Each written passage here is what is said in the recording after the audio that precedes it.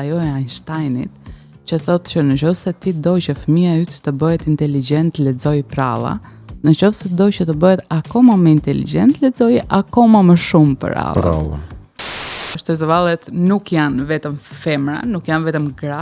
Audiencë shqiptare të moshave të ndryshme, të cilët po themi kanë bërë psikanalizën e tyre të lidhur me prallat që ata kanë dëgjuar kur ishin fëmijë.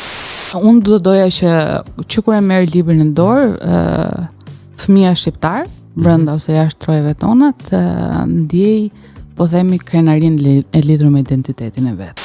Kinotekën sot, drita në çdo skenë, 120 minuta mendime që s'flen, nga filmit e libri, magjia që bashkon. Kinotekën sot, aty kultura këndon.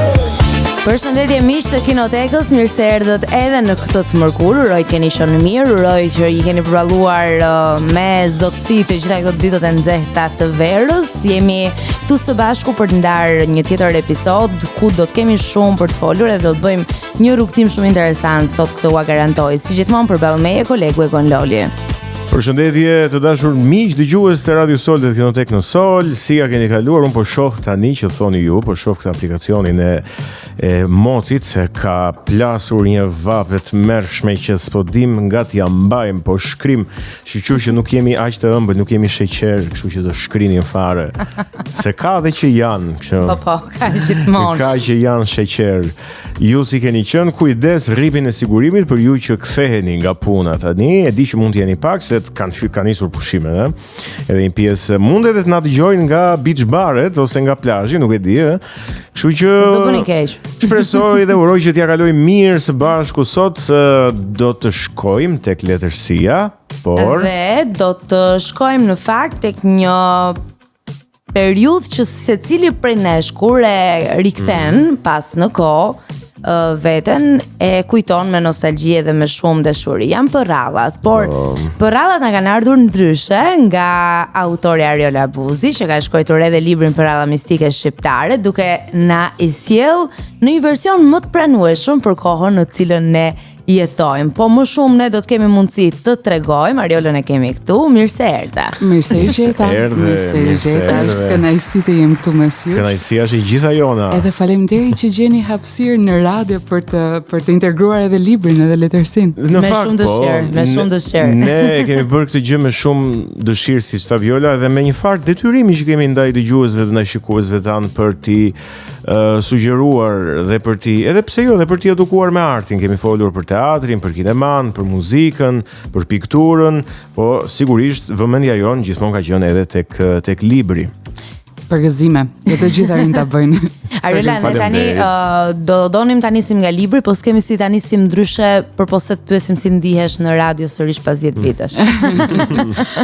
Magjia e radios nuk ikën kurrë, edhe domethënë isha emocionuar sot vetëm kur mendoja që pas 10 vitesh do të jem prap në këtë magjinë e radios. Është po njëjti përjetim, domethënë para 10 vitesh të paktën ka qenë në ora 7 çdo ditë, mund të them që kam qenë dhe pak përgjumësh atëherë. Sot jam pak më e zgjuar.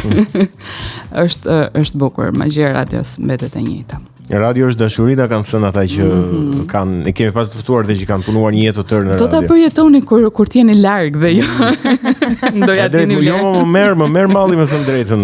Nga njëri regjistrimin tjetër më merr malli, ç'është e vërtetë. Imagjino pas 10 vitesh. Është një farë ndjesi, imagjino. Edhe pse unë nuk ta uroj që ti të shkëputesh për 10 vite. Po, edhe unë nuk do doja të shkëputesh, ç'është e vërtetë. Le të shpresojmë që jo, Megjithatë mund të them se meqense do kalojmë edhe te tema librit, me këtë projektin e librit deri diku e kam prekur pak të pasionin e radios.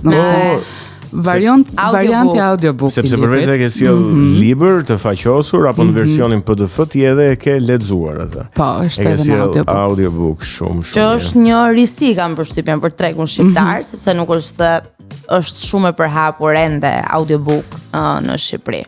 Ende jo, megjithatë unë kam bindjen se do të jetë një nga format më të zgjedhura, sepse në përditshmërinë e shpejtë që ne po jetojmë, personalisht dëgjoj më shumë libra në audio se sa arrit të lexoj libra mirëfilli, dhe kam përshtypjen që do fillojmë ta përqafojmë edhe ne. Megjithatë duhen realizuar një herë materiale të mira që njerëzit të shkojnë drejt asaj. Patjetër. Edhe pse kam përshtypjen është një format shumë i mirë audiobook edhe për fëmijët të cilët ende nuk dinë të lexojnë për shembull. Patjetër. Edhe kjo duhet menduar, edhe duan të përfshihen tek ajo bota e prallave. I kursen ca kohë prindërve, mund të them që kjo është përfitimi më i madh. Besoj që ti e mban mend, ndoshta edhe Viola, unë e mbaj mend kur ishte ai orari i prallës në Radio Tirana. Në orën 7 ose 7:30 në Unë të dhe Viola mbrëmjes. nuk e mbajmë shumë mirë më. Ne, me thënë të drejtë. Sa plak që po më bëni të ndihem tani të mërshme. Ka që lasht që nga... Megjithatë, ne kemi të gjuar shumë të flitet për të dielën e radios, edhe ndoshta, domethënë, kjo ka qenë edhe një nga ato elementet që unë kam patur në mend kur e kam, po themi, konceptuar këtë pjesën e audiobookut me disa pralla. Edhe më lër të them një sekret të vogël se kështu në radio na vjen natyrshëm. Në shmes nesh, Kam planifikuar që në kohët në vazhdim çdo javë, nuk e dia do jetë të diel ose të premte, çdo javë do filloj të ngarkoj nga një nga prallat që të jetë po themi free për audiencën e gjerë. Vetëm për të, domethënë kjo për t'i paraprir librit Vëllimi të dytë të pralla mistike shqiptare, po nga ana tjetër edhe për t'i kujtuar njerëzit pak, domethënë për të kujtuar lexuesve atë pjesën e prallave të dikurshme. Sa bukur, sa bukur. Prallat e dikurshme që kanë qenë magjike dhe në fakt duket paksa kontradiktore që ne kemi kaq shumë personazhe në Shqipëri edhe kaq shumë legjenda në Shqipëri, por pjesa më e madhe jona, për shembull po flas për brezin tim, kemi pasur një lidhje historike me Harry Potter apo me personazhe të tjera. Pse mendon që ka ndodhur kjo? Kur ne kemi kaq shumë pasuri në Shqipëri me personazhet. Kjo është një temë shumë e gjerë. Dhe le ta flasim. Harry Potteri ngelet, po themi, ndërkombëtarisht i vlerësuar edhe le të mosi hym asaj.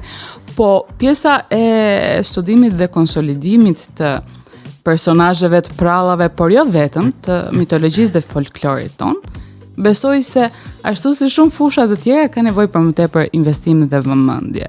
Edhe kultura në vetvete, domethënë nuk është, mendoj, ose të paktën në këtë konkluzion kam dalë pas kësaj përvoje, nuk është se gjeneron aq shumë të ardhura, dhe ndoshta shumë kush që mund ta ketë pasion këtë, nuk e sheh veten aty, edhe domethënë nuk arrin ta studiojë mirë fillet ta sjellë në format më të mira. Mendoj që kjo është një nga arsyet sepse nuk levrohet shpesh, domethënë pjesa e folklorit dhe mitologjisë tonë.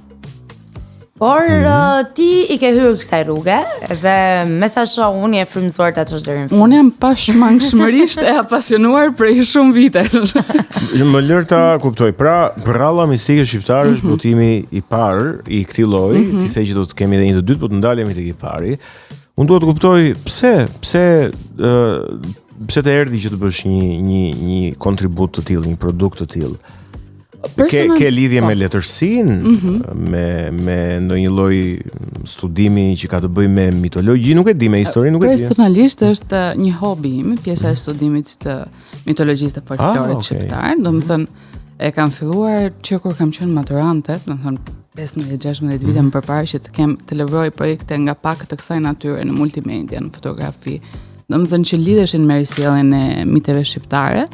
Por mendoja se forma më e mirë për t'i prezantuar këto me audiencën, sepse shumë kush nuk ka fare informacion për pjesën e mitologjisë shqiptare, që është, me thënë të drejtën, shumë e pasur, do ishte pse jo t'ja prezantojmë brezit të ri dhe t'i rrisim ose t'i mbjellim këtë ndjesin që shiko, se jo vetëm fqinjët tanë kanë mitet e tyre, edhe ne i kemi tonat edhe janë po aq cool, edhe mund t'i lëvrojmë edhe t'i bëjmë akoma më cool të gjithë së bashku, domethënë, dhe më vjen shumë mirë që ky si projekt, përveç pjesës të audiencës që e ka lexuar edhe po themi e ka përthithur në formën e prallave, po shoh nga pak edhe artistë të tjerë, kush me një këngë, kush me një ilustrim, domethënë që po i marrin personazhet nga prallat edhe po i sillin në format e tyre dhe kjo ka qenë, po them, domethënë kjo është kënaqësi shumë e madhe për mua. Ja, është gjë shumë e bukur se ne nga mitologjia vetëm muin me Halilin mbaj mend. Zezanat e kemi përfituar vetë. Edhe Zanat, po, edhe Ajkunën, edhe Omerin, por aty te libri yt unë në këtë moshë që jam tani zbulova që mitologjia është vërtet shumë e pasur. Më mirë vonë se kurrë. Gjigji Breshka. Gjigji Breshka në prallën time të paktën është e shoqja e Tallazit, zotit të deteve. Që janë po personazhe që ekzistojnë. Megjithatë, Tallazi është fjalë origjinale, pra është është emri origjinal i zotit të deteve në mitologjinë shqiptare. I Poseidonit në mitologjinë shqiptare, po. Shi. Njësoj si Gjigji Breshka është një nimf e kafshëve dhe e ujit. Gjigji Breshka. Sa të rrosh do mësosh. Për shembull në prallën 12 zanat e lurës, që është edhe e para që hap që është edhe e para, ne kemi të sjella bashk 12 figura mitologjike shqiptare, siç janë jo vetëm Gjigji Breshka, jo vetëm Orët edhe Zana e Malit, po kemi Avullushen, kemi Mauthin, kemi Stihin, kemi Vitoren, kemi Flamëzën. Janë të gjitha. Vitoren e kam dëgjuar. Këto të tjerat s'më kujtohen. Janë të gjitha personazhe që ekzistojnë në mitologjinë tonë dhe kjo për shembull i sjell të gjitha bashkë, secila përfaqëson elemente të ndryshme të natyrës. Pastaj për linjat e shtjellimit të prallave, domethënë janë në vetvete goxha komplekse, domethënë unë kam përdorur një metodologji italiane për shkrimin e fictionit, që më ka lejuar që në secilën prallë, domethënë jo vetëm të sjell këto personazhe, por të përcjell edhe mesazhe, të krijoj edhe linja komplekse tregimi që i mbajnë po themi audiencën të gozhduar. Tani më lër ta kuptoj, linja e subjektit të prallave është ndërtuar nga ti personalisht. Në përgjithësi është e re. Nuk lidhet me subjekte të gatshme të mitologjisë shqiptare, histori që të njohur. Ose nga ajo çfarë un kam lexuar, aq pak sa e kam lexuar, kam arritur të kuptoj që është edhe shumë aktuale nga ana tjetër. Më thon, përdorim personazhet e mitologjisë, po edhe për të edukuar dhe për të nxjerrë atë moralin final të prallës. Janë dy lloje prallësh, domethënë që dy lloje linja shtjellimi mund të them. Ka edhe pralla që i qëndrojnë goxha besnike originalit, po themi pralla e qerosit është shumë e bukur, nuk është se, domethënë ti mund ta zbukurosh pak, po nuk ka nevojë shumë. Çfarë ma kujto pak, tani u futan botën e prallave. Qerosi mund Katalanin, po. I tregon vlezërve që është i Zotit, ka një pemë magjike. Domethënë, kjo është një prallë që është rikthyer edhe përpara se unë ta riktheja në libër, sepse e gjen edhe tek teatri kukullave. Edhe aty kanë bërë një rikthim shumë të mirë që është shumë i ngjashëm me atë që jepet dikur te vëshëja. Që ne shikonim me kukullat dhe ka qenë po qerosi aty. Ky është subjekt i marrë nga mitologjia deri për deri. Ky është ekzistues nga prallat tona. Po, nga prallat tona. Nga mitologjia, nga prallat tona. Dhe edhe linja ngelet e njëjtë. Nga ana tjetër ka edhe pralla, për shembull nga ato që më ka treguar gjyshja, që janë përshtatur për audiencën e sotme. Po themi janë hequr elementet e dhunës. Sepse domethënë nëse si kanë treguar gjyshet tona ka pasur goxha dhunë brenda. Edhe shumë normale. Ka qenë shumë traumatike. Po më duhet të gjak për të shëruar plagët, kupton, domethënë ti je shmang ato edhe po themi e përshtat për audiencën e fëmijëve të sotëm. Dhe janë dhe prallat që janë tërësisht krijime të reja, që njësoj siç po thoya për 12 zanat e lurës apo legjenda e Tallazit, janë figura që ekzistojnë te ne. Mund të kemi pak detaje mbi, po themi, ata si karakter, por jo linja të mirëfillta veprimi, dhe këto janë tërësisht të reja. Wow, do marr do lexoj libër prallash tani. Unë po të them çfarë bëj që s'kisha kohë se do kisha shkuar deri në fund. Jam shumë kurioz. Çfarë mua më ka surprizuar është që pavarësisht se unë kam konceptuar për audiencën e lexuesve të rinj, të fëmijëve, shoh edhe grupet të mirëfillta të rriturish që janë apasionuar pas librit. Edhe pak kohë më parë më ftuan në një event në një komunitet që ku u habita sepse të gjithë e kishin lexuar librin, të gjithë kishin input, edhe ishin të gatshëm domethënë për të dhënë edhe sugjerimet për vazhdimsinë. Edhe ndoshta kjo ka qenë edhe një nga këto spuntot për ta vazhduar më tej si projekt. Se ka qenë sfidues. E vërtet, ma mirë mendja. Ua, po ti e ke parasysh besoj kur ka për shembull edhe në kinema, në Cineplex bie fjala që ka ndonjë film të animuar për fëmijë që shkojnë gjithë prindërit e shohin aty. Përdorin fëmijët. Gjoja sikur po çojnë fëmijët, po të shohin filmin vet. Domethënë kjo është ajo që unë jam munduar të bëj me shumicën e prallave, që mos jenë, domethënë të kenë të gjitha një shtjellim, të kenë të gjitha një mesazh, çdo personazh ka historinë e vet. Domethënë e kam pak të ndjesinë e prallave Disney. Domethënë në mënyrën se si shtjellohen si pralla. Unë mendoj që edhe të rriturit nuk është se kanë shumë faj që bëhen kurioz, sepse aty në mitologji vetëm figurat letrare mund të jenë për fëmijë, po subjekti pastaj po të shtrezohesh është një subjekt që tregon shumë për historinë, për të rriturit. A tingëllon klishe, po të themi që të gjithë kemi fëmijën brenda nesh akoma aty diku. E vërtet. Edhe të gjithë kemi nevojë që her pas here ta ushqejmë atë fëmijën brenda nesh, edhe a ka formë më të pastër dhe më të bukur se sa prallat? Se sa me Gigi Breshkën. Gigi Breshka, ja, e ka zgjedhur personazhin e vet e Goni, ka pëlqyer. Më pëlqen.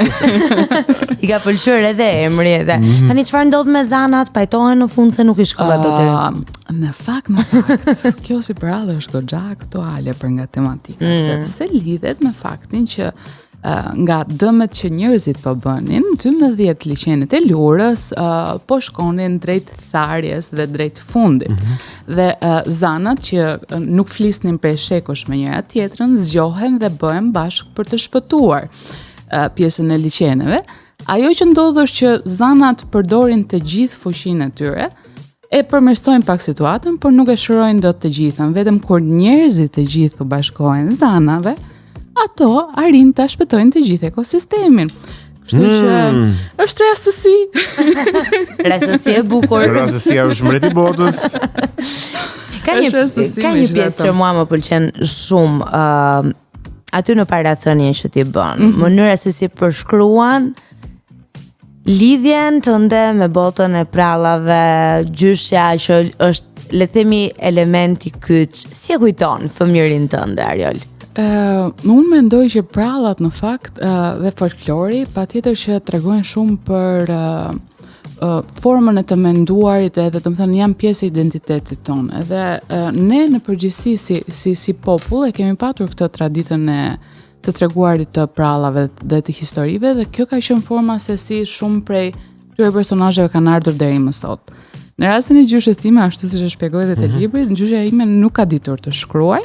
Megjithatë është rritur në një vend ku ka pasur shumë tregime dhe shumë pralla dhe ka qenë një treguese shumë e mirë prallash. Edhe ka qenë, domethënë për mua, një nga pjesët më të bukura të fëmijërisë, të verës sidomos, që të shkoja te ajo dhe t'i kërkoja të më tregonte pralla. Akoma sot e bëj, akoma sot i shkoj dhe them, nëna shikoj, edhe për librin e dytë tani, them domethënë, ajo pralla filani, ma trego dhe njerë. Si reagoj ajo kur mësoj që do i sillje në libër, pra gjitha të kulturën e kultivuar të prallave, të ta sillje tashmë në një libër tëndin. Patjetër që domethënë është emocionuese edhe për të, edhe më ka kërkuar që domethënë t'ja tregoj variantet e mia që të pajtohet edhe ajo me atë, edhe ka qenë cool pjesa pas librit, pasi u bë suksesit dhe më tha, gjët kishe nëna, tha, te libri parë ti lash ti përdoret, po te ky dytë duhet me bëna i marrëvesh.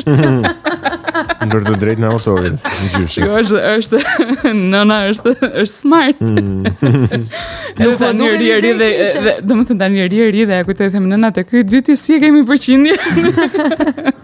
Nëna. Creative Commons të nënës. Në fakt besoj, nuk e di për ty Egon, po edhe mua më kujtohet po njësoj fëmijëria ime. Ne nuk e kishim me gjyshen, e kishim me gjyshen këtë eksperiencën. Nuk ka qenë në ditë vere, ka qenë në ditë dimri sidomos, mblidhesh me aty rreth sobës së drurit. Dhe akoma e kujtoj sot e kësaj dite atë ndjesinë e ngrohtë. Jo vetëm për shkak të atij zjarrit që ishte aty, po edhe për shkak të asaj nostalgjie që më sjellin ato kujtime.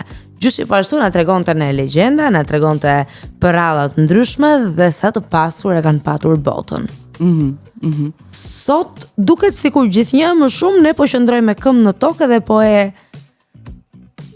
përdorim më pak imagjinatën. Nuk e di. Ne jemi rritur.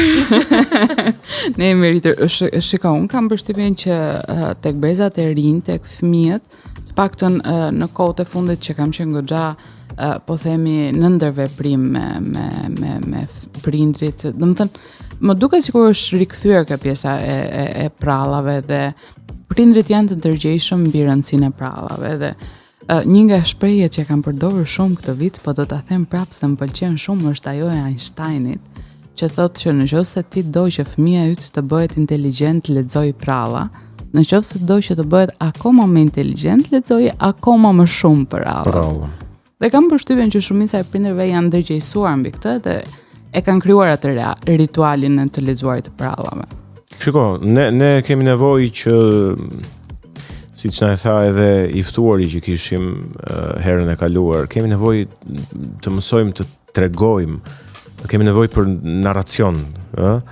Edhe prallat e kultivojnë këtë gjë qysh në moshë të hershme, si një zakon, si një pjesë e formimit, nuk e di, i lidhin ato neuronet në trurin tonë në mënyrë të tillë që të mësojmë të tregojmë. Edhe kur mëson të tregosh, pastaj mëson të tregosh shumë gjëra në jetë.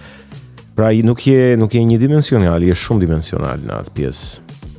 Personalisht mendoj që domethënë një nga arsyet pse kam përfunduar në shkencat e komunikimit, domethënë ka qenë edhe kjo pjesa e zhdërvillësisë të fituar nëpërmjet të lexuarit shumë gjatë fëmijërisë, domethënë dhe mendoj që çfarëdo lloj profesioni të bësh, domethënë jo vetëm të pjesës së komunikimit si mua, domethënë kjo është gjithmonë një plus shumë i madh, sepse siç e the edhe ti, ne kemi nevojë të tregojmë, kemi nevojë të lidhim pika edhe po themi të bëhemi interesant në mënyrën që se si shpërfaqemi edhe profesionalisht. Po, jo, domethënë e kam fjalën të tregojmë shumë gjëra, të tregojmë histori, të tregojmë se si dim ta mendojmë një gjë në fushave të ndryshme në kur rritemi pastaj, domethënë. Dhe diversifikon. E kanë botën më të pasur ata që kanë lexuar. E kanë botën paksa më të pasur. Edhe jetën më të thjeshtë. Okej, domethënë, jetën më të thjeshtë profesionalisht. Po mendove shumë se ke jetën më të thjeshtë. E kanë përshtypjen po, bie dakord në këtë pikë. Jetën më të thjeshtë profesionalisht le të themi. Po të paktën ke kohë të mendosh për problemet e atij që lexove te libri dhe të harrosh problemet e tu. Po, është një mënyrë. Është një formë kjo, është një formë. Nëse mund ta themi po. Po. Arila, a të shkthyer edhe në një lloj përgjegjësie për trashëgimi, pra kjo që po bën, për të pasuar përmes asaj që po bën mitologjinë shqiptare. Ka nisur si e tillë. Domethënë ka nisur si e tillë, vazhdon të jetë e tillë, domethënë aktualisht që jam duke punuar siç e përmenda për librin e dytë, unë vazhdimisht jam duke studiuar, po themi, pjesën e prallave ekzistuese shqiptare, duke shtjelluar edhe pjesën e studimeve të mitologjisë.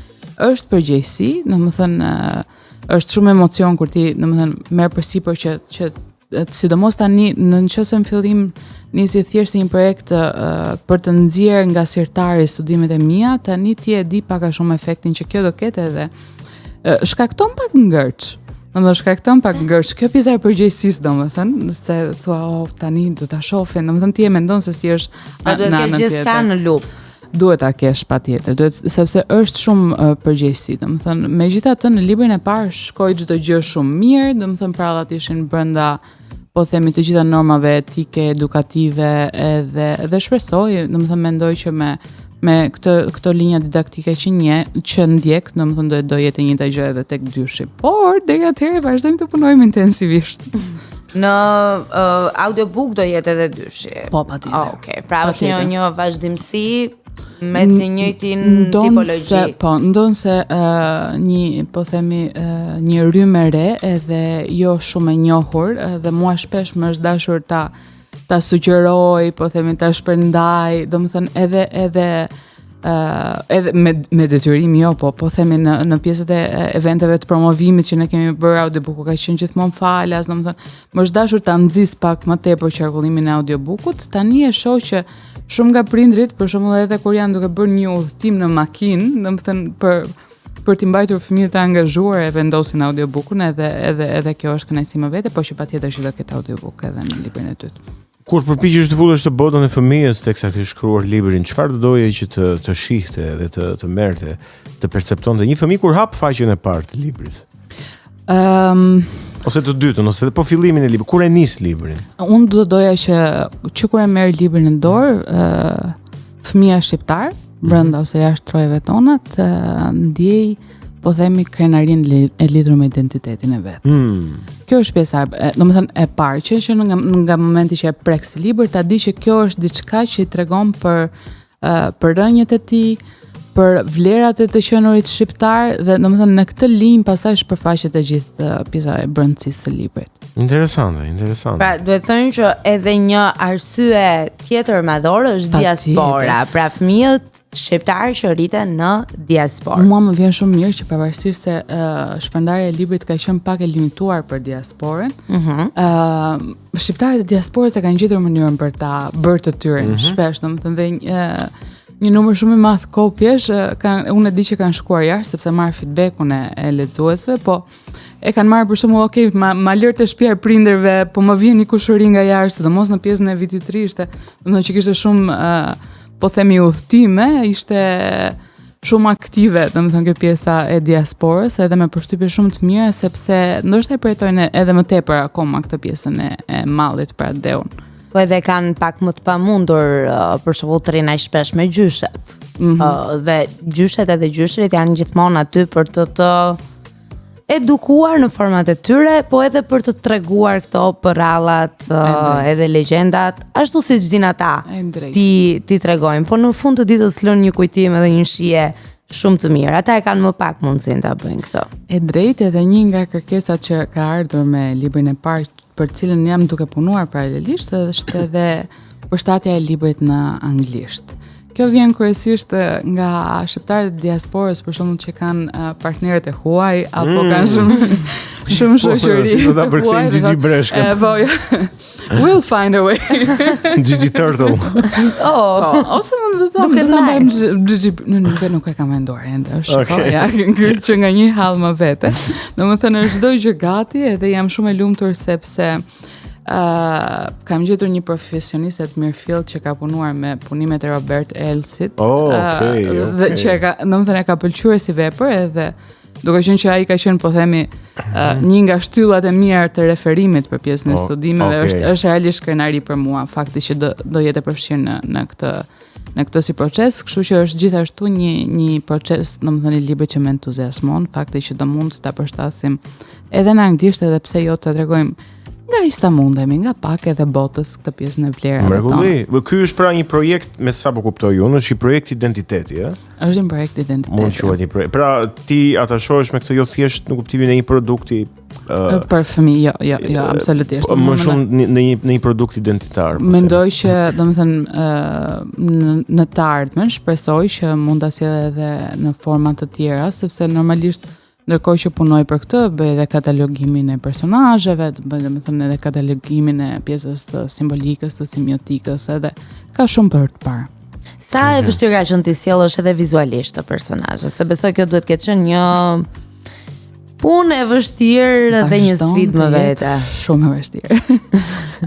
Domethënë sfida më e madhe ka qenë që pjesën e ilustrimit në Shqipëri për fat keq nuk e kemi shumë të lëvruar.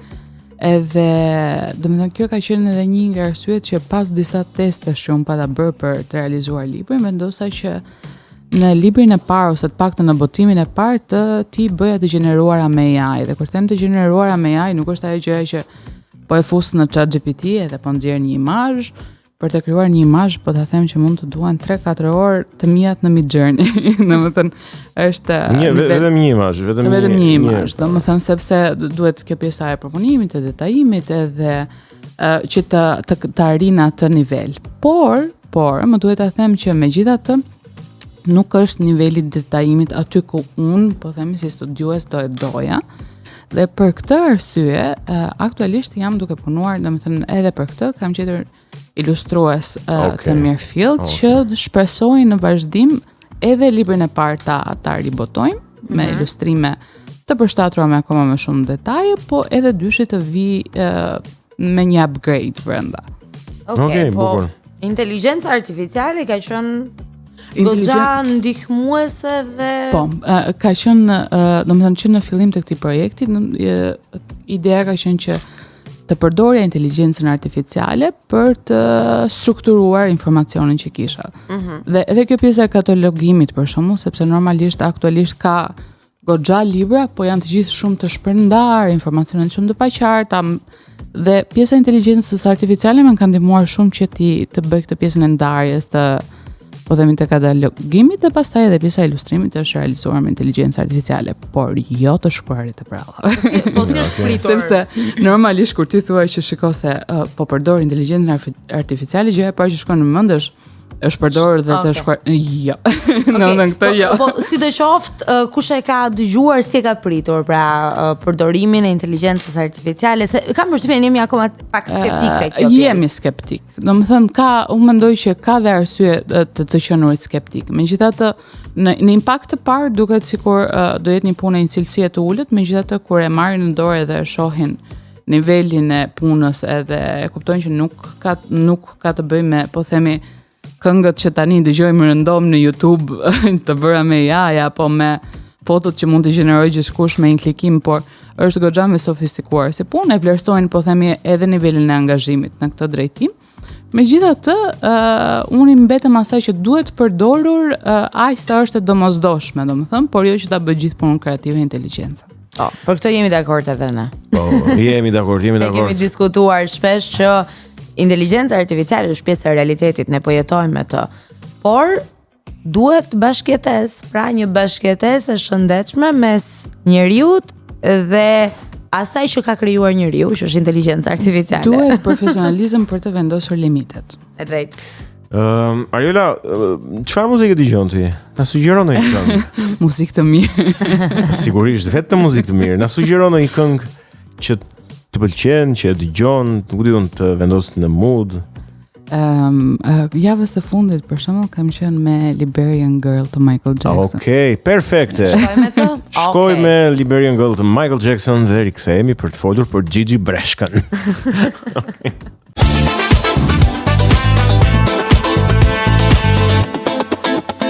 Miqja, ku jemi rikthyer sërish në studio, jam me kolegen time të dashur me Violën, edhe me Ariola Buzin, që ka bërë një libër të mrekullueshëm, Pralla mistike shqiptare për fëmijë dhe për të rritur, se ju e pa që unë bëra shumë kurioz. Po më mori edhe uria përveç se jam kurioz. Si do t'ja bëjmë? Në fillim do t'i ofrojmë mikut. Gjithmonë, miku në shtëpinë e shqiptarit është le të themi mbret, e quajmë mbret, po e quajmë mbret. Kështu që Ariola mund të zgjedhësh bonën tënde. Ta marr kështu të kuqe. Okej. Shqipëria si flamur. Mrekulli. Egon? Më jep atë të gjelbrën, të lutem. Okej. Kemi me kajsi. Kajsi. Po e di ç'më kujtoj, më fal. S'ka gjë. E di ç'më kujtoj kjo kajsia. Kroasan bono kur ju merr uria ose kur doni të rrisni nivelin e sheqerit. Po, që është e rëndësishme edhe kjo. Më kujtoj ajo kajsia që kemi pasur dikur në shtëpi, në fshat, kemi pasur një kajsi që kishte vite nuk bënte kokra që kur e kishin mbjell prindrit. Edhe në vitin e parë që ajo e gjora bëri ca kokra, unë shkova edhe ja kputa të gjitha pa u pjekur. Nuk më kalon gjë pa më thënë mami. Pse po prisja të përfundonte në Rachel kajsia? Kjo apo ishte efekti bono? Po ishte efekti bonos. Ajo kajsia nuk përfundoi kurrë në Rachel, po më kujtua tani kur e pash, po ç'ka më bër. Jo, unë kam pasur një përjetim ndryshe, bashkë me prallat aty. Kishim edhe një kajsi që nuk përfundonte kurrë. Dhe gjithë verën domethënë ishim kajsi dhe pralla. Ti je rritur në Berat, ë? Po, unë jam rritur në Berat. Ke lindur në Berat? Kam lindur në Berat. Dhe deri në moshën 15 vjeçare kam jetuar në Berat. Besoj në ndonjë zonë të bukur të Beratit, e kam fjalën aty në qendër apo ndiku më Në fakt pak më sipër, kush është nga Berati e di se ku bie Vakëfi. Pavarësisht e emrit mistik që ka, është një lagje geto. Okej. Çfarë ndodh në Vakëf mbetet në Vakëf. Çfarë ndodh në Vakëf mbetet në Vakëf. Mos më shif shumë. Aparenca gënje. Shiko, në të gjithë zonën e Beratit e kam përshtypjen që edhe në shumë nga qytetet e tjera, kudo në Shqipëri, po sidomos në qytetet ku është e ngjizur mirë kjo pjesa e kulturës, domethënë ti patjetër që do ndikohesh. Por më tepër që Berati, të paktën në vitet kur unë jam rritur, ka pasur një bibliotekë shumë të mirë. Ashtu. Biblioteka Vexhipu Araja ka qenë një nga bibliotekat më të vjetra në Shqipëri dhe ka qenë një nga format e vetme të argëtimit të fëmijëve, domethënë në Beratin e asaj kohe. Edhe unë kam qenë nga ato fëmijët që pa 3 libra në javë nuk diskutoj, por diku aty kur kam qenë 13 vjeç ka ndodhur një shkëndijë elektrike dhe kjo ka qenë një nga traumat e të gjithë qytetit sepse është djegur e gjithë biblioteka. Dhe ti e shkruan edhe aty në është shkruar në parathënien e librit, sepse normalisht domethënë ka qenë shumë e dhimbshme. Por ama çfarë më bë shumë qefi është që para pak kohë shkova te biblioteka e Beratit pas shumë vitesh, edhe zonjat që ishin aty e njihnin librin, e kishim parë në bibliotekën kombëtare dhe kemi lënë që së shpejti ndoshta do bëjmë edhe një aktivitet në Berat për fëmijët po themi të zonës edhe me shumë dëshirë për t'i lënë disa kovë të librit në bibliotekën e Beratit. Berati është qytet fantastik. Unë e njoh disi sepse vjehra ime është nga Berati dhe shkoj her pas here atje. Edhe i njoh pak a shumë këto zonat historike të Beratit. Okay, si Mangalemin edhe Goricën përballë. Duhet ta kem parasysh, po nuk më kujtohet tash pjesa e VKF-it, e kam dëgjuar shpesh, por nuk besoj të ketë lidhur. Puna nëse ke shkuar ndonjëherë në spital, është ajo zona përreth. Jo. Në bashkuar, por që është pak më sipër, po. Ke qenë në fat.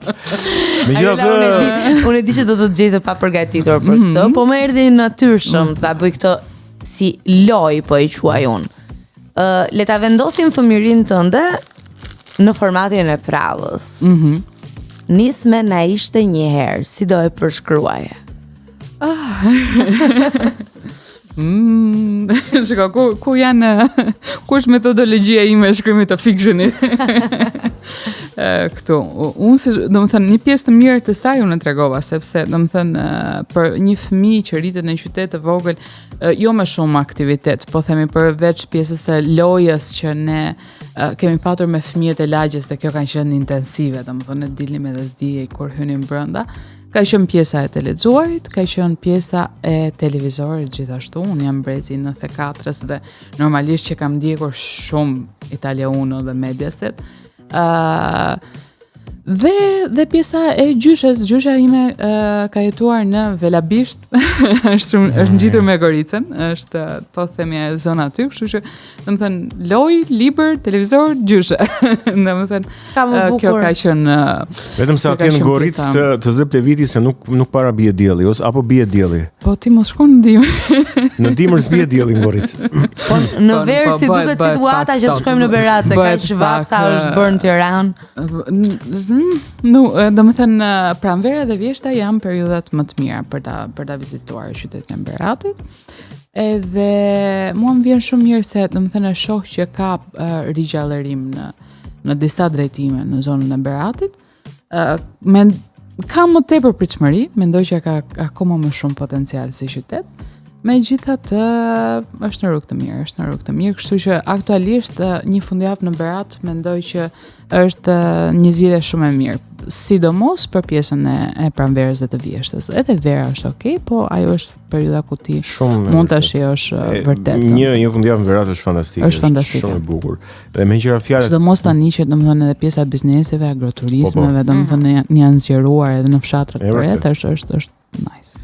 Ti më kujtove këtë emrin e bibliotekës që fatkeqësisht është djegur, nuk e di nëse është rikonstruktuar sërish në... Patjetër, rikonstruktuar për një periudhë shumë shkurtër kohë, se siç thash domethënë ishte një element qendror, por thjesht fakti që nuk gjendeshin më të njëjtat vepra, po themi se ka qenë shumë kjo është realisht shumë vjetër. E kuptoj. Vexhipu Araja mos gaboj ka qenë një mistik shqiptar dhe përkthyes apo jo? Po, dhe përkthyes. E shef që i di gjëra. Ai ka përkthyer Rumiun, mos gaboj? Po, kam përshtypjen që po, Vexhipu Araja ka qenë, po mbaj mend që domethënë një nga elementet që një nga profesorët e mi që nuk jeton më e përdorte shumë shpesh për referencë ka qenë fakti që ka pas folur mbi 12 gjuhë të huaja, Xhibu Araja, domethënë, edhe ka qenë projektësues edhe na inzist, domethënë ka qenë kështu si idhull për ne. Shiko sa njerëz të jo thjesht të mirë, po të përgatitur e të thelluar kemi pas dhe vazhdojmë ndoshta të kemi në Shqipëri, po nuk para i njohim shumë. Duhet të rëmosh që ti njohësh. Ja, do doja ta dija komentin e Ariolës për këtë. Ndoshta pedagog, ndoshta Shiko, për pjesën e librit të kulturës unë e preka pak, po në këtë vitin do doja domethënë se më pëlqen që ti përdisoj edhe të tjerat me aktualitetin e industrie që ngelet pak mistike kur është e parë nga jashtë kjo e librit. Me thënë të drejtën, ajo çfarë kam vënë re në momentin që jam përfshirë është që është një industri jo e thjeshtë. Edhe e parë dhe në terma biznesor, se ne që merrem me menaxhim projektesh edhe elemente kësaj natyre, nuk ka përfitueshmëri. Domethënë partneri im thotë është hobi i shtrenjtë si me shoqe, ka pjesa e librit dhe unë mendoj që ndoshta kjo është dhe një nga arsyet pse ndoshta edhe shumë individ të përgatitur nuk e gjejnë veten po themi në këtë pjesën e të shkruarit të librave, ndonjëherë edhe në studimet e mirëfillt akademike, sepse mendoj që është një nga këto fushat që ka nevojë për suport ekstra, domethënë për shkak edhe të vlerës që kthen mbrapsht në shoqëri. Drejt. Dhe kjo vlerën e kthen mbrapsht jo më një herë. Kjo ndoshta i step njerëz se duan fitim të shpejtë. Vlerën kam përshtypjen më shumë se sa monetare, ka morale, ka përmbushëse. E kthen vlerën në breza. Janë edhe limitimet, po themi, e të operuarit në një vend të vogël si Shqipëria, se sado, domethënë nëse ti shkruan një libër për një shtet më të madh dhe domethënë audienca është më e gjerë. Ndërsa këtu është një punë selektive, është një punë që kërkon shumë pasion dhe shumë përkushtim. Por nga përvoja e këtyre viteve, kjo mendoj që është edhe një nga arsyet që i pengon shumë njerëz që mund të ishin ndoshta edhe më të talentuar se unë apo se shumë të tjerë që të përfshihen, po themi në projekte të kësaj natyre. Mase jam thjesht duke arritur në konkluzione të paqona sepse nuk mund ta mbështes në shifra këtë që po them, por kam përshtypjen ka një tendencë, paktën mua kjo më është krijuar si përshtypje që jemi më të prirur të shkojmë drejt autorëve të huaj në Shqipëri kulturalisht, se sa drejt autorëve shqiptar, pa e ditur realisht se sa cilësor është libri. Pikërisht, këtë po thoja, domethënë sepse zakonisht janë shumë të pakta punimet cilësore. Domethënë për shkak edhe të limitimeve buxhetore, mendoj që kjo i bën si tip gatekeeping njerëzve të aftë që të futen në industrinë e librit në Shqipëri. Edhe nuk i paragjykoj fare njerëzit që shkojnë në biblioteka dhe zgjedhin të marrin autor të huaj, sepse ka kritere shumë më strikte për të hyrë në industrinë e librit, por jo vetëm, domethënë, ke studios të mirëfillt, ai është një angazhim, po themi, edhe i parë jetësor, edhe dërsa në Shqipëri ka ngelur pak të pjesa e një hobi, dikush që e bën, po themi, edhe për motivacione të tjera, po ka shumë pak ka autor të mirë, po janë shumë të pakët. Po pjesa më e madhe zakonisht ata që duan ta nxisin dhe ta kultivojnë më tepër këtë pasionin e tyre për letërsinë, i duhet bëjnë një punë tjetër paralele. Patjetër. Ashtu sikurse ju duhet shumë prej atyre që merren me kinematografi në Shqipëri, të bëjnë një punë tjetër paralelisht në mënyrë që të financojnë këtë pasionin. Është pak po e sigurt. Unë kam patur fatin e mirë që të kem një farë po themi sponsorizimin në këtë si projekt. Megjithatë mendoj që domethënë për të bërë vet from scratch është sfiduese. Është sfiduese, domethënë nëse të them për shembull që një libër në momentin që shitet në librari, rreth 60% e kostos të çmimit shkon për domethënë pjesën e logjistikës dhe librarisë, është pjesa tjetër pastaj është kosto botimi e librit, është një hobi. Absolutisht. Një hobi i shtrenjtë. Një hobi i shtrenjtë. Ka të drejtë partneri yt që e thotë këtë. Kjo nuk të mendoj.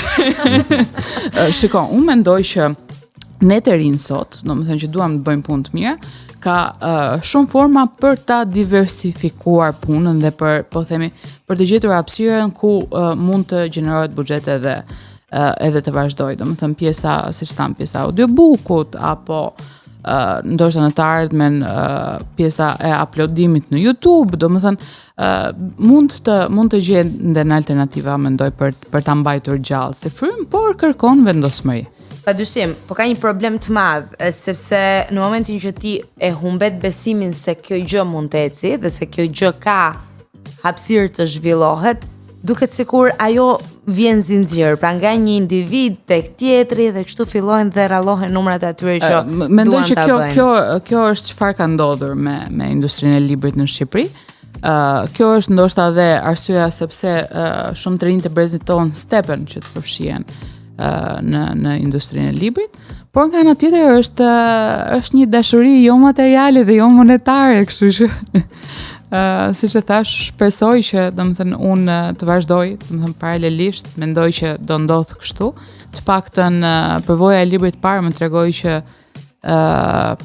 audienca shqiptare e vlerëson një punë të mirë, audienca shqiptare është aty për të suportuar qoftë edhe një autor të ri të panjohur deri më dje në momentin që e dallojnë që puna është bërë me investime dhe me përkushtime dhe me një cilësi të mirë, kështu që mendoj që për mua po do doja që kjo të ishte edhe një shembull frymëzues për të tjerë që kanë projekte të ngjashme në sertar.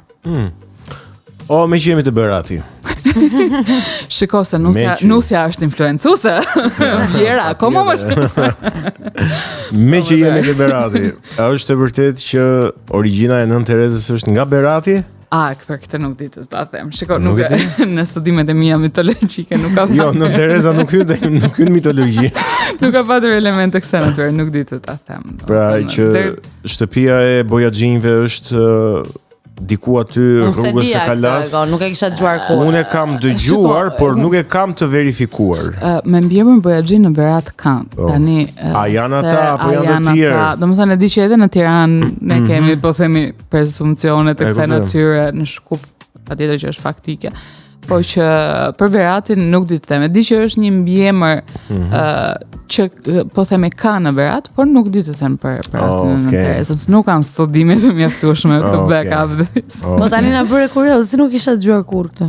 Dëgjoj, unë jam në Berat dhe se kisha dëgjuar.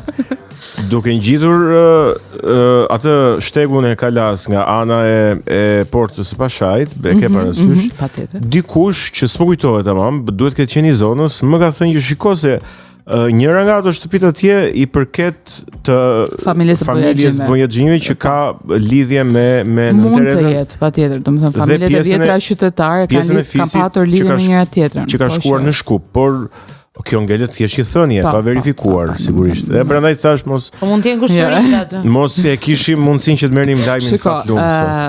Me domethënë 15 minuta bashkë edhe unë dhe Viola dolëm kushuri për pak, domethënë e mbyllim pas emisionit, siç është, kështu që Shqipëria është e vogël. Është e vogël. Është e pamundur të mos gjesh dikë që e nje ose që ke ndonjë kështu lidhje fare diku aty. Patjetër. Megjithatë në këtë vapën përvoluese të verës, ato shtëpitë në atë gurin që zihen janë të freskëta. Janë shumë të freskëta. Shtëpita Kalas. Shtëpita Kalas janë. Domethënë nga brenda nuk e di, është tamam kjo elementi gurit, po që më përpara kanë pasur metodologjitë e tyre në ndërtimin e shtëpive dhe janë shumë të freskëta nga brenda. Në vërtetë, duket njësoj si me që po flasim për Beratin, po kjo mund të jetë edhe për Gjirokastrën, po edhe për një qytet tjetër që ruan akoma arkitekturën e vjetër.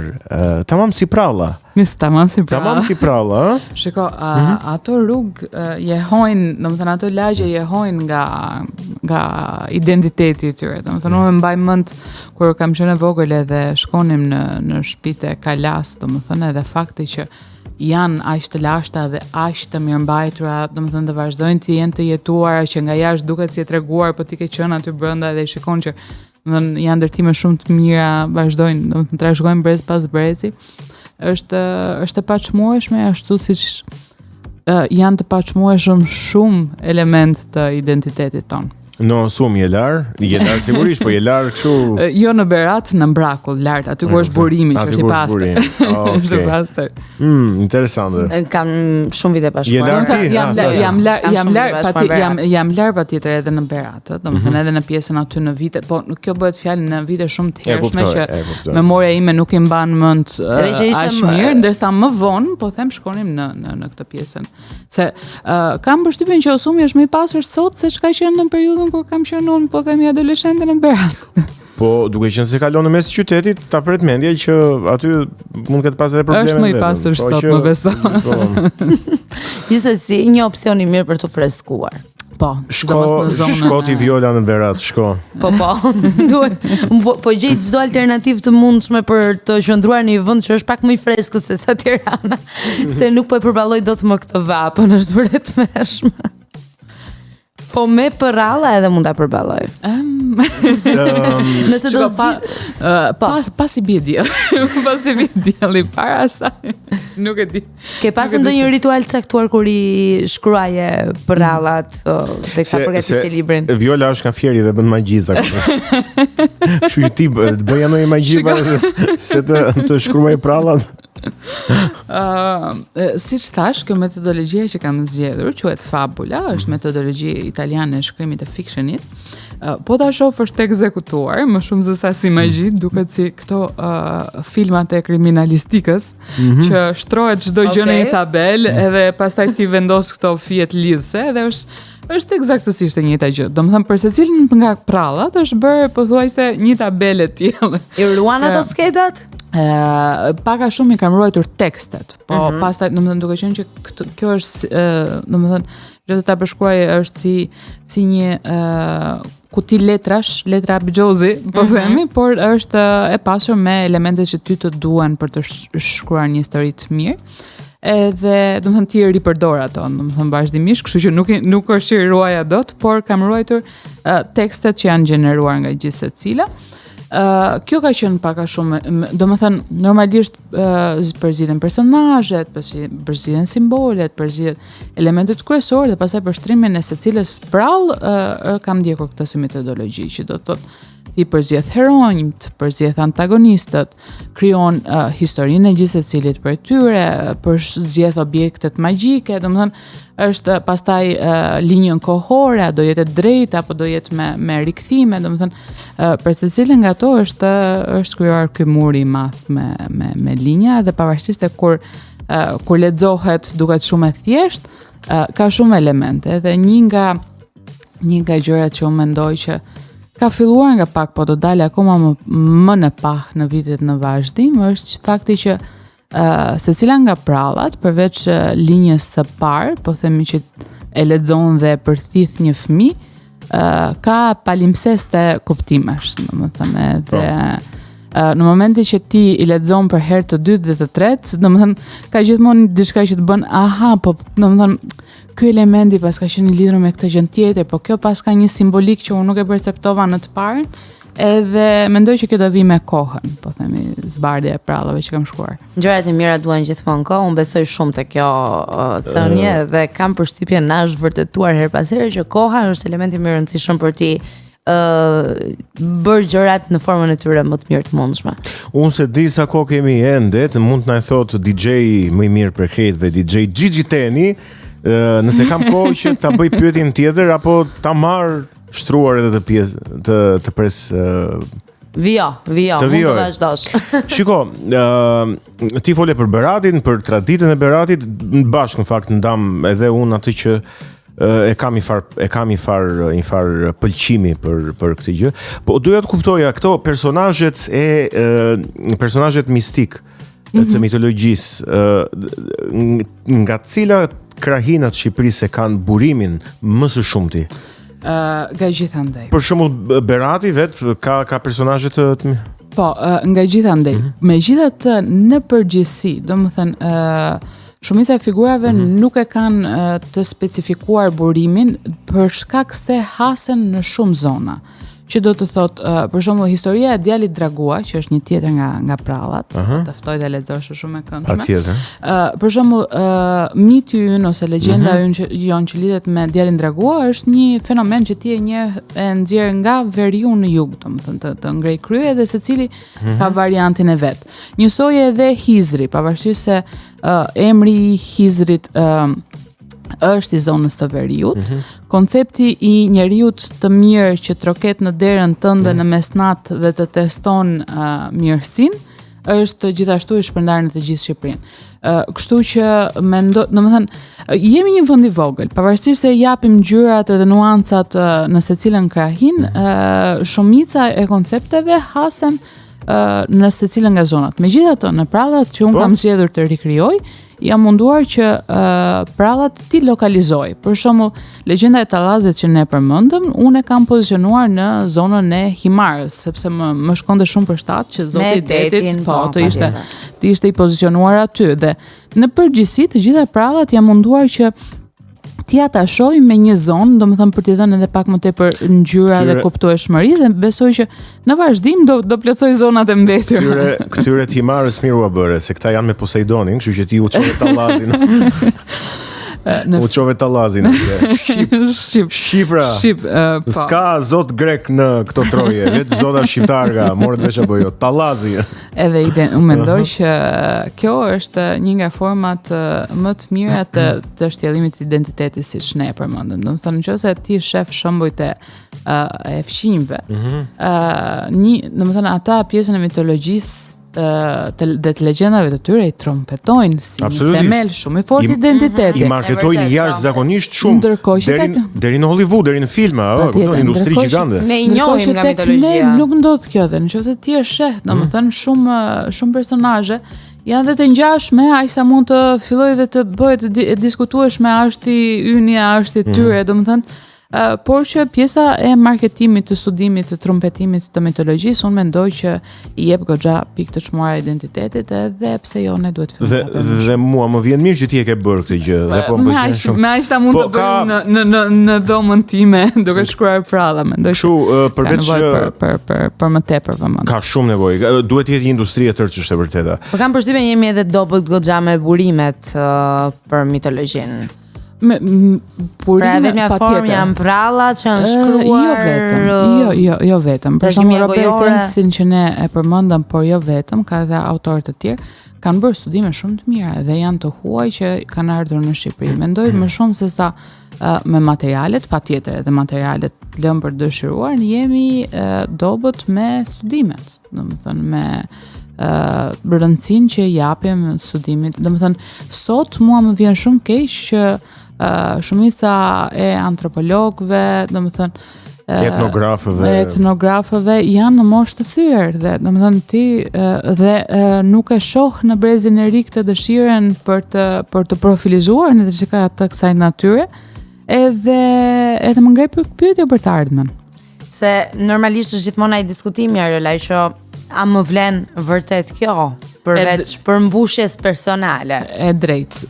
Po jetojmë në një botë goxha materiale dhe e vendosim faktet. Mendoj pak më tepër vëmendje, edhe domethënë më pëlqen që në vitet e fundit ka pak nuancë.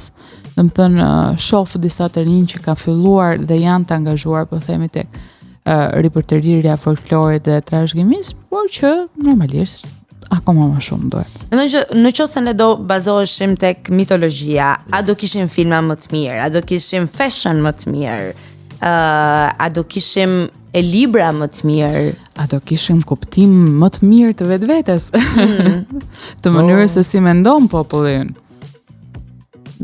Shiko. Natyrshëm do të ishte një element bazë. Se ndërkallja, e kupton, biseda nxjerr kuptime të reja.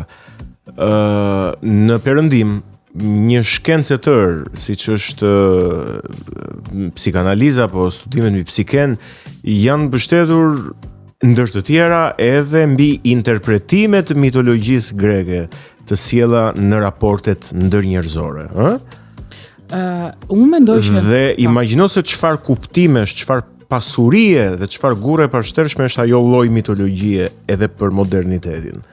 Po mitologjia shqiptare a mund të ishte e tillë? Është.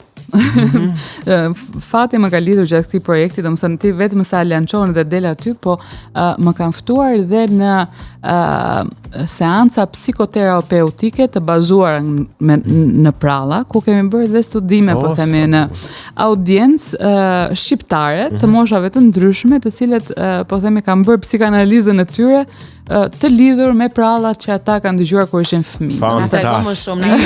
Fantastike, unë për këto gjëra jetoj. Kjo ishte shumë e bukur. Domethënë ka qenë Kjo ishte shumë e bukur. Ka qenë një përvojë shumë interesante.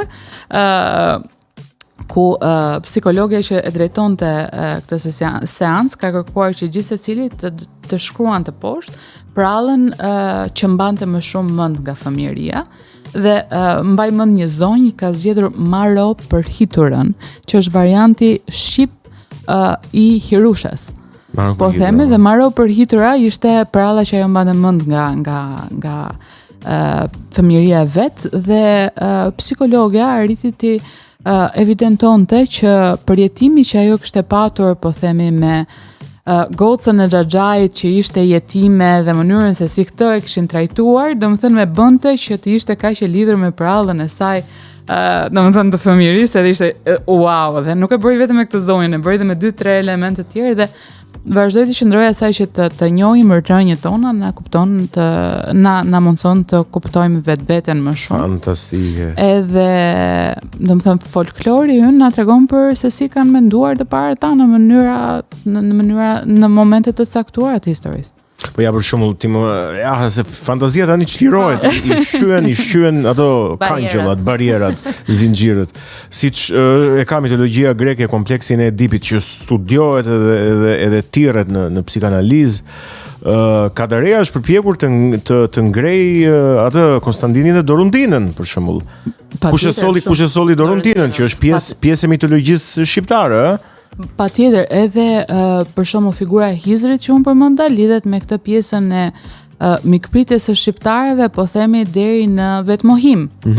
Edhe në këtë prallë tregohet se si shqiptari, po themi, e vlerëson të dhënurit nga vetja si po themi tregues të vazhdimësisë dhe të mirësisë që do t'i vijë në jetë. Për shembull, në prallën origjinale, se nuk duhet të ta tregoja këtë siç ka qenë. Spoiler alert. Gjyqja ime thoshte që ky njeriu i smur kërkonte gjakun në një foshnjë dhe shqiptari ja jep. Ndërkohë që në prallën që un kam ribër, është që në kothat sire ai kërkon pikën e fundit të ujit, edhe shqiptari ja jep, domethënë.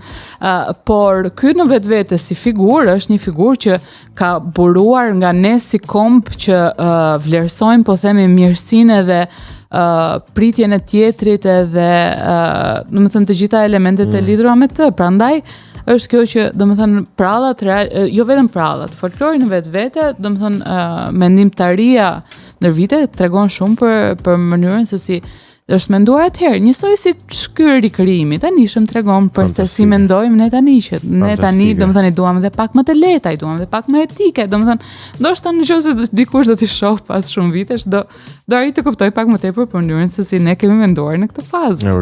E vërtet. Gjergj Lezalia në plagë. Po ne kemi pasur fatin të dëgjojmë ashtu në versionin origjinal. Edhe se duken horror disa. Në versionin psikanalitik. Ikim se po u thelluam këtu ngelëm. Faleminderit, ishte një kënaqësi. Jo, prit. Ikim në muzikë se nuk do ikësh akoma. Okay. Nuk të lëm ajo. Flasim edhe pak për prallat. Ikim në muzikë. Ne me zor hym në këtë botën e prallave, shkojmë te hapësira muzikore.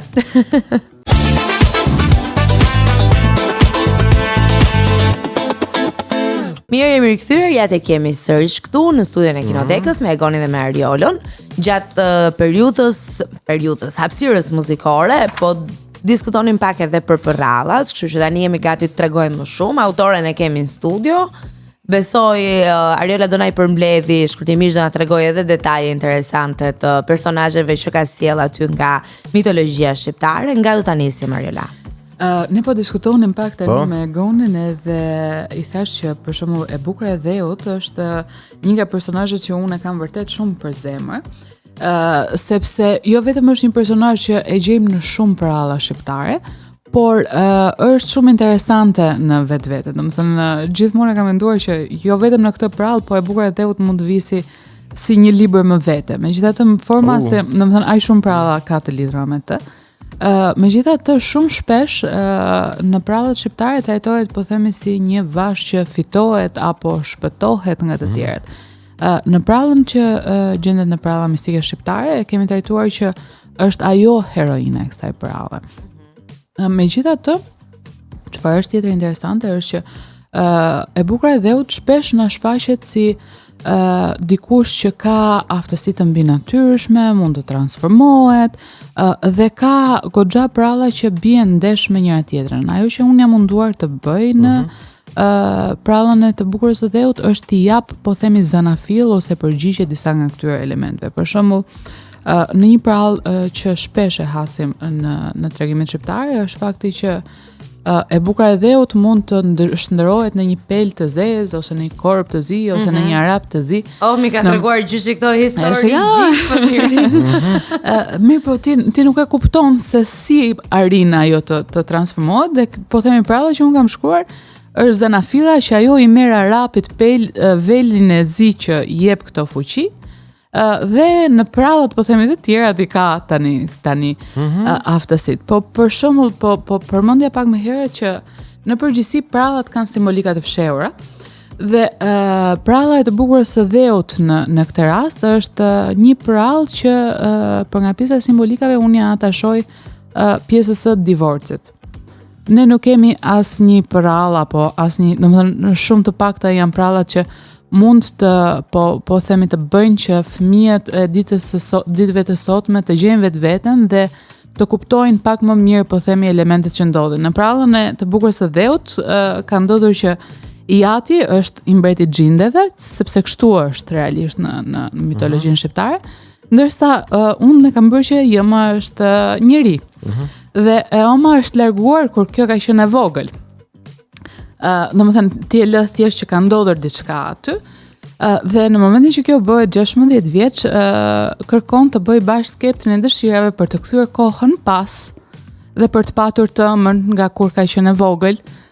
Kur del sipër në sipërfaqe duhet që të mund të rapim për të marrë gjysmën tjetër të skeptrit për të plotësuar po themi dëshirën që ajo donte. E merr e mund arapin, por kupton që koha nuk mund të kthehet. Pas zbulon që nëna ishte shndërruar në një përbindësh akulli nga magjia që kishte ndodhur në botën e sipërme dhe pasi provon të kthej kohën mbrapsht nuk arrin që po themi koha të kthehet, por arrin që të shëroj nënën e saj edhe në këtë linjën me kaq shumë po themi element paralel. Japim një kuptim të ri, një zanafill të re të bukurës së dheut, e bëjmë atë heroin të historisë të vet dhe paralelisht japim edhe një shembull po themi dhe mesazhe për pjesën se si ndonjëherë gjërat janë jashtë kontrollit ton, nuk mund të bëjmë çdo gjë që dëshirojmë, por ne mund po themi të shërojmë, të jemi variantet më të mira të vetes, domethënë. Interesante. Kjo e bukur e dheut më intrigoi shumë. Po Viola është e interesuar për djalin Dragu. Djalin Dragu që përmenda është Ja, jam këtu. Se veç duke dëgjuar. Është Clark Kent i shqiptar. Sepse e gjejmë na personalisht më janë treguar variante të shumta të tij, po kam përshtypjen që të gjithë ne kemi dëgjuar nga pak për se si ishte një djalë shumë i fuqishëm, që kishte krah dragoi, që nuk duhet ta dinte askush përveç nënës, që ai kishte këto fuqi edhe që luftonte kuçedrën në mal. Tani kur gjyshja ime ma tregonte këtë prallë, ose këtë legjend, më vinte gjithmonë shumë keq se e shifja shumë të vetmuar këtë djalin Dragua dhe fakti që i thoya po si, domethënë se shoqja nuk duhet ta merrte vesh. Po thoshte se ai ishte njerëz, se po ta shifnin njerëzit ai vdiste. Dhe çfarë kemi bërë në këtë prallë? Është që e shoqja në fakt, pa e ditur ai, nuk është njeri. Është zan, është një orë mali që e ka parë teksa luftonte me kuçedrën dhe kur këta të dy bëhen bashkë, ai mendonte se mbante sekretin dhe nuk i tregonte që ishte djalë Dragua dhe ajo nuk i tregon që është një orë mali, por sepse kështu ja kërkoi ai, tha që un kam sekretet e mia dhe mos më pyet për to, dhe unë nuk do të pyes për gjërat e tua, por ndërkohë ajo e dinte dhe ndodh që në një sfidë shumë të madhe që ai kishte me kuçedrën dhe shkoi ta luftonte në mal, ndërkohë që mendonte se ishte duke vdekur dhe i thot të shoqes që unë do ta tregoj të vërtetën time dhe le të vdes në duart e tua, se ashtu ishte ideja që në qoftë se dikush tjetër e dinte që ai ishte djalë dragua, do të vdiste, domethënë më fal që s'ta kanë draguar deri tani, ai tregon por nuk vdes. Përkundrazi ajo e shëron dhe ata të dy luftojnë kuçedrën së bashku dhe jetojnë të lumtur dhe jep edhe këtë mesazhin e më në fund një fund i lumtur për djalin draguar. Nuk do jetë më i vetmuar dhe të jep edhe mesazhin që ndonjëherë e vërteta duhet treguar, sado po themi e dhimbshme të jetë ajo. Domethënë kemi disa linja paralele, por në të njëjtën kohë marrim po themi prallat ekzistuese, linjat ekzistuese edhe i bëjmë ato më Disney-like. Shumë e bukur. Mund t'i japim një tjetër kuptim, patjetër. Edhe mua më pëlqen shumë historia e djalit draguar që përfundon kështu. Dhe jo në versionet e tjera që kemi dëgjuar. Dhe në traumat tona. Po, ashtu. Unë thash, për rallat kanë qenë dhe tregimet shumë të bukura. Po disa prej tyre ishin traumatike dhe ti në fund nuk ishe, ata jetuan të lumtur, po kishe një fund të trisht që të linte me brenga për një kohë të gjatë. Po një gjë tjetër që do doja ta preknim është ajo historia e Shtojzovallëve. Që kemi mësuar një informacion të ri, unë e Goni edhe gjithë shunat këto. Shika, më lërë të ta them që nuk mbaron aty, gjithashtu pralla që përfshin Shtojzovallet është shumë komplekse edhe shumë e bukur. Ai informacioni që ne po diskutonim është pjesa që Shtojzovallet nuk janë vetëm femra, nuk janë vetëm gra, ne jemi mësuar nga Shtojzovallet që shikonim si emision dikur kur përzidheshin këto vajzat e bukura, por në fakt janë një popull mistik, po themi që ekziston në mitologjinë tonë, pavarësisht se po themi shpesh interpretohen sikur janë vetëm gra për shkak se janë të bukur edhe vallëzojnë, por jo, janë edhe meshkuj të bukur që edhe vallëzojnë. Në prallën Fia e Kuqe e Besës, po domethënë janë ndërthurur prapë, siç thash janë shumë të pasura me element. Linja e prallës është bazuar në një këngë dasmash shqiptare. Okej. Është një këngë që gjithmonë e këndonte i me më në për dasma, që thot a do vish më vajze e vogël, a do vish me ne. Do shkosh me ne. Kam dëgjuar. Kur dilte nusja zakonisht. Po, dhe ai thot peshk me ala unë do bëhem, detin të kaloj dhe me ju do vi dhe me ju do shkoj. Pastaj thot zog me krah unë do bëhem, malin të kaloj dhe me ju do vi dhe me ju do shkoj. Dhe domethënë çfarë kam bërë këtu është që domethënë këtë si prallë kam shkuar kur kam qenë madje në Valbon edhe kam lokalizuar në zonën e Tropojës, kam bërë historinë e një djali që shkon në emigrim në Australi, domethënë kam marrë Valbonën, Australi, emigrimin në Australi dhe i premton nënës që do të kthehet. Mirë, po çfarë ndodhte është që në luginën e Shtojzovallëve, për çdo premtim që jepej, krijohej një fije kuqe e besës, e cila në momentin që premtimi mbahej, shndërrohej në dritë e gëzim në zemër. Në momentin që premtimi thyhej, ajo shndërrohej në një po themi erësohej edhe koklavite dhe ngelej peng në zemër. Dhe kur djali shkon për në emigrim dhe jep premtimin, krijohet fija e tij e kuqe e besës. Ndërkohë që nëna po plakej dhe ishte sëmur, fija e tij po nxihej, sepse nuk ishin komunikim. Dhe këtij dalin Shtojzovallet në ëndër që edhe mbikëqyrnin fijet e besës dhe i thonë që ti duhet të kthehesh sepse nëna nuk është mirë edhe fija jote e besës po zbehet. Dhe ai thotë unë jam shumë larg, nuk di si të kthehem, thonë do të plotësojmë 3 dëshira. Që të ndihmojnë gjatë udhëtimit. Kështu që ai kishte një oqean përpara. Dhe i kërkoi që të kalonte oqeanin dhe ato e ndihmuan dhe shndëruan në peshk që të kalonte oqeanin. Pastaj kishte male dhe shkretë të tjera dhe ato e shndëruan në zog djalin që të kalonte dhe pastaj kishte disa pyetje të dëndur dhe i dhanë një spatë magjike deri në momentin që ai kthehet tek nëna dhe po themi fija e tij e premtimit kthehet në gëzime dhe dritë në zemër. Sa e bukur. Ose na u bëmi kokra kokrat. Si që thash, nuk jam vetëm për fëmijë. Nuk jam vetëm për fëmijë, nuk janë mirë që pëlqen vë. Unë po ua tregoj shumë shpejt për shkak të minutazhet. Unë mund të ri këtu gjithë ditën edhe të dëgjoj pralla, Ariela, të betohem. Gjushi ka bërë një punë të mirë në. Ua, admiroja atë momentin. Motra ime pastaj, kur gjyshi nuk ishte më takat merrej me mua. Ti riprodhonte Dhe tregonte këto për radhat e ajo në versionin e saj. Është një gjë shumë e bukur, Është shumë e bukur edhe krijon, po themi lidhje. Po, për më tepër kam përshtypjen që gjithë secili prej nesh krijon variantet e veta, po themi të përjetimit të prallës, edhe kjo është një tjetër element i bukur. Nëse do zgjidhje ta prezantoje Shqipërinë vetëm me një nga këto pralla. Sa e vështirë. Është Legjenda e Shkapës. Okej. Vjen në librin e dytë. Okej, na le kështu, na le pezull. Shiko, për këto të librit parë tash mund të prononcojmë sa të doni, për pjesën tjetër. Sigurisht. Ende jo, por mund ta bëjmë një seancë pas një viti. Sigurisht, pse jo. U bëra gati, doja të dëgjoj, isha kështu.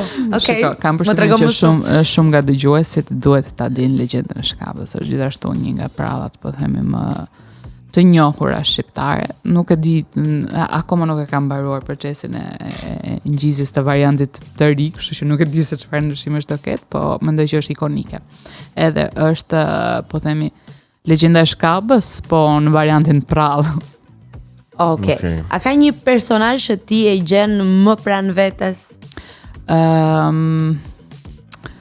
Mendoj që Hizrin unë e përmenda, jo vetëm për faktin që është e dashur për mua sepse gjyshja ma tregonte shumë shpesh këtë prallë, po edhe sepse lidhet me këtë filozofinë të bërurit mirë dhe të priturit mirë. Atë ta tregoj dhe Hizri. Shumë shpejt. Gati jemi ne.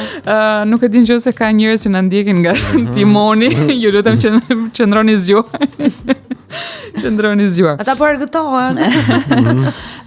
Janë 3 vëllezër që janë shumë të varfër. I pari donte të ishte i famshëm, i dyti donte të ishte i pasur dhe i treti donte të ishte i lumtur. Një njeri i mirë shkon dhe u kërkon pak ujë dhe bukë dhe të 3 djemt u japin dhe thotë unë do ju plotësoj dëshirën sepse unë jam një njeri i mirë, që ishte Hizri në këtë rast.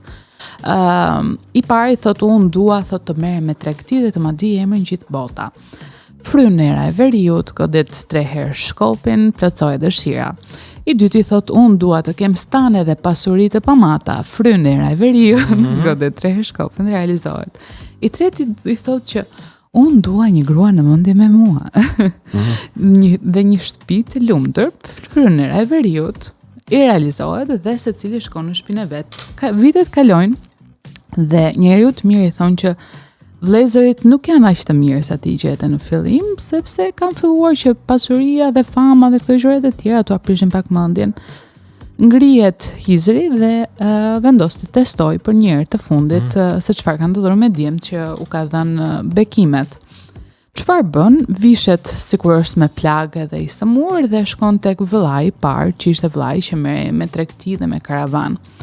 I del përpara dhe i thot të lutem, i thot unë jam i sëmur, a mundesh të më çosh deri në qytetin e radhës, sepse aty më kanë thënë që gjej një kur. Ai që ishte dehur tani nga fama edhe nga të qonurit i njohur, i thotë që shiko ti je shumë i vogël për të marrë me mua, nuk është se do ri unë të merrem me ty tani, ke gjej ndonjë gjë tjetër. Plaku mërzitet, godet 3 herë shkopin, frynera veriut dhe i merr çdo gjë. Shkon tek vllai tjetër që kishte stane dhe i thot e presin shërbëtorët, vjen dhe i thot që më duhet gjakuj i një qingji për të shëruar, dhe i thot që nuk i kam qingjat për ty, se kjo është pasuria ime, vazhdo diku tjetër, kështu fryn era e veriut prap dhe merr pasurinë. Pastaj shkon tek vllai në momenti që fryn era e veriut dhe merr pasurinë, bëhet dhe thatësir, po themi gjithandej, dhe kjo kështu edhe ja merr stanin, kur shkon tek vllai i tret, thatësira kishte prekur dhe shtëpinë e tij dhe kishte ngelur vetëm pak ujë. Plaku troket, hyn brenda, i thot jam shumë i sëmur, jam i lodhur nga rruga, të lutem a mund të më japësh ujin e fundit. djali shikon nga e shoqja, nga fëmijët, po e shoqja ishte në një mendje me të dhe i thotë që po mund t'ja japim plakut se është i sëmur ujin e fundit. Dhe në momentin që i jep, po themi, pikën e fundit të ujit, Hizri e bekon dhe i thotë tani pranë shtëpisë tënde do të krijohet kroi i bardhë, që është në fakt një kruaj që ekziston në Elbasan. Okej. Që mendohet që kush pi ujë prej tij me zemër të mirë do t'i plotësojë dëshirat, dhe i thotë që ti dhe kushdo që ka zemrën si ty, kur të pini këtu do i plotësohen dëshirat, dhe kjo tregon, po themi, edhe pjesën e testit të mirësisë. Edhe ndaj dhe Hizri është një personazh e bukur. Me që ti personifikohesh ose e personifikon veten me Hizrin, ne shpresojmë që të kemi pritur mirë sot, se po na i merr të gjitha fryna jo hera, edhe ikin. Javës tjetër këtu do ketë kaq shumë bono, ka dhe mirësi dhe njerëz do uj. Nëse do uj kemi akoma. Besha ka, por mendoj që, domethënë, është kjo filozofia që mendoj që karma është e fortë, çdo gjë kthehet në jetë edhe bëj mirë. Edhe ne kemi dëgjuar teksa rriteshim gjatë gjithë kohës, bëj mirë se gjen mirë. Edhe e thën kaq thjesht, po prandaj dhe mendoj që karakteri i vërtet. Hizrit në fakt personifikon shumë nga mënyra se si ne jemi rritur, nga mendësia shqiptare, nga të qenurit, po themi, njerëz mikpritës edhe dashamirës. Që nëse e gjykojmë ftohtë, do themi që nuk kanë bërë mirë, se kanë lejuar të na edhe për shkak të empatisë të lëm njerëzit të na shkelin pak më shumë se duhet, po kur e mendon ndryshe pastaj ja sheh përfitimet. Është komplekse. Është goxha. Mund të rrini me diskutonin pafund për këtë. Do bëjmë lojën e dytë, shpejt. Ja pak lojën e dytë. Nise ti, se të kap. Po përgjigjet duhet të jenë të shkurtra. Shumë të shkurtra. Po pivakuj. Zgjidh një personazh. Ne po t'i japim situatën dhe ti duhet zgjedhësh një personazh nga personazhet e mitologjisë, sigurisht. Okej. Kush do të ishte më i mirë për kryeministër? Zana, Qerosi, Tallazi apo Driti? Qerosi, sepse mund katalanin edhe bën drejtësi. Okej, vazhdo Vjera.